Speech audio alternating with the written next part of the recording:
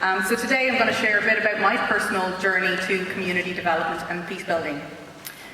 When people ask me how I ended up working in peace building and community development, they often assume that there was a clear path behind it. Honestly, for me, there wasn't. My journey started with sport. As a young person, I loved sport. My mum signed me up to everything. I played Gaelic football, I swam, I did a bit of table tennis, I played taekwondo. And like many people, I understood sport mainly as exercise and promoting positive health and well-being. It was a way to de-stress and spend time with friends. You went to training, you played a match, and you went home. At that time, as Sharon mentioned, I was studying neuroscience, and I never imagined how my work would eventually lead to community development. But in 2014, something shifted for me. 2014 was the year that FIFA lifted the hijab ban. Around the same time, two young leaders, Abdul Haji and his friend, decided to create a Muslim women's football club to support Muslim women who were often marginalised from sport. Abdul's sister, Fadila Haji, was a friend of mine. She wore the hijab and hadn't always felt comfortable in her local sports clubs. And she didn't see people that looked like her represented in sport. That absence mattered. So they decided to do something about it. And that project was called Hijabs and Hat-Tricks. For anyone that doesn't know, a hat-trick is when you score 3 goals in a row. And my friend Fadila Haji invited me to join. Looking back now, I realise that experience completely changed the direction of my life. Because for the first time, I understood that sport could be used for something bigger. It could challenge stereotypes. It could create a sense of belonging. It could promote social inclusion. It could create opportunities for people to learn from each other through experience and relationship building. But what stuck most for me about this project was that football wasn't at the centre of it. People were. Sport was simply a tool to bring people together. And that was something that I had never experienced in the world of sport before. At the time, I wasn't particularly good at football, but that didn't matter. The space was about much more than our ability or performance.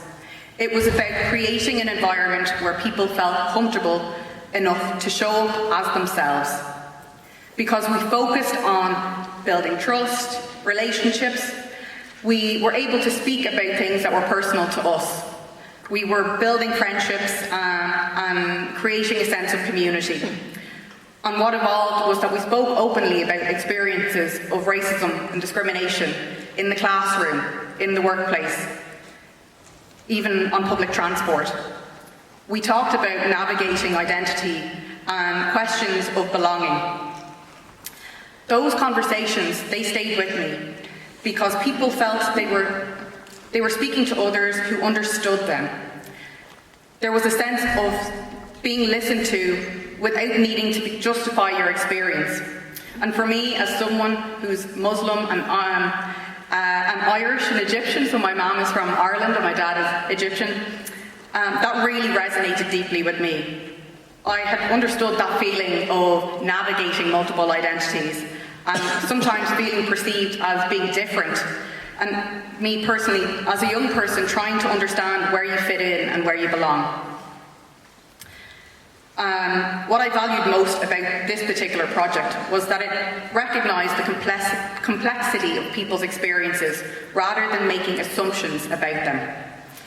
There were different cultural and religious perspectives within our group, different understandings of modesty, different comfort levels, and this was particularly relevant at the time in 2014 because the ban on the hijab was representing the regulation and control of Muslim women's bodies in sport and about women's bodies in general. So what was important to us was that we had a conversation about what we wanted to wear and what we needed. So we sat down and together we designed our training kit collectively. People spoke about what they felt comfortable in. We asked questions. We challenged assumptions. People's voices shaped the space and designed what we wore. That taught me something really important. Some of the most meaningful community work begins not with finding solutions, but with listening. The project taught me about the importance of relationships.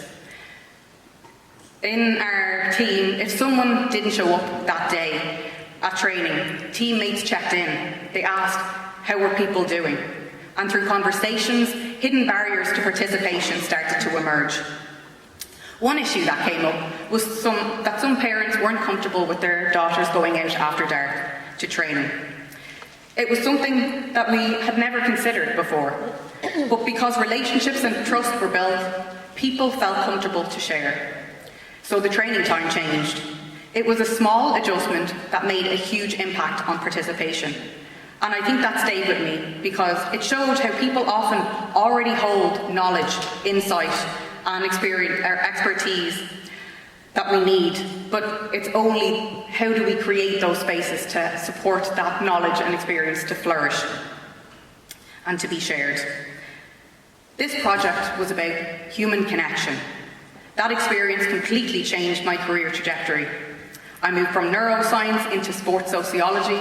I wanted to learn more about the relationship between sport and society, between sport ideologies and how it affected our social constructs and how society is formed. I moved into peace building because I wanted to understand how we could facilitate dialogue and challenge stereotypes in alternative ways like sport, and create opportunities for social learning that transcends language barriers and cultural differences. These lessons led me to a path of community development and peace building on a border county. In my work now, many of the guiding principles remain the same. A lot of my work now involves supporting communities in divided contexts, facilitating space for dialogue, supporting people to have their voices heard, particularly those that are often marginalised. As was mentioned before, we are living in a time where many people feel unheard, disconnected, and reduced to labels or assumptions. And in response to that, I think meaningful community work requires us to slow down, to listen to lived experiences, and to resist the urge to approach communities as a problem to be fixed, rather than working with communities. It starts with listening. It starts with relationship building, and it starts with recognising that communities themselves hold knowledge, insight and expertise about their own realities. Looking back now, I realise the most important thing I learnt about sport, or through sport, was never actually about sport. It was about what becomes possible when people feel heard, valued and included. And I'll leave you with this. The most meaningful stories in our communities begin in listening to each other, centering lived experience and building the kinds of relationships that allow people to feel like they belong. Thank you.